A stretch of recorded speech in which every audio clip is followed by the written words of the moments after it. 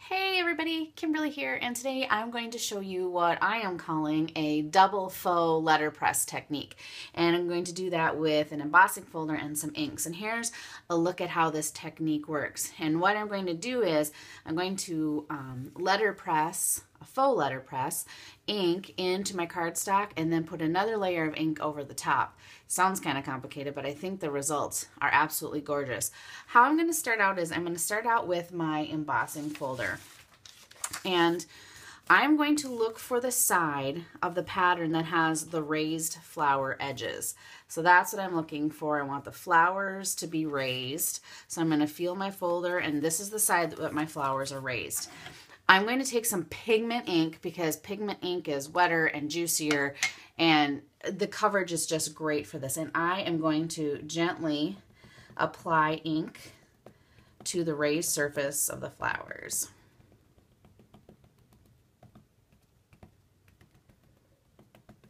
Just going to keep doing that, and I'm trying to keep my ink pad as level as possible, trying to keep as much ink off these edges as possible, the inside edges, but you will get a little, and it's not a big deal.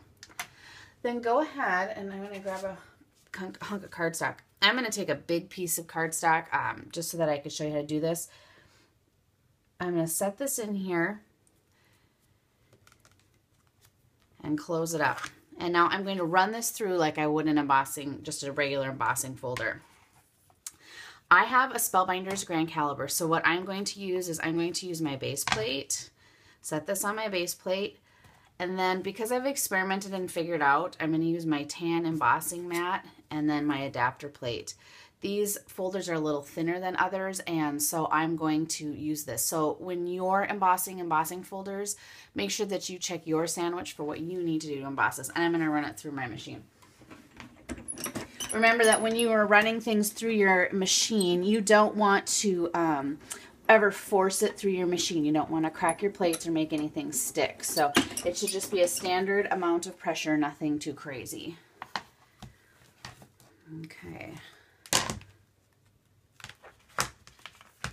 So now I've got this gorgeously letterpressed piece of cardstock, and the ink has gone down into the indents of this image. And now for the second layer of color. And this is where I'm going to use a brayer. This is just a rubber ink brayer.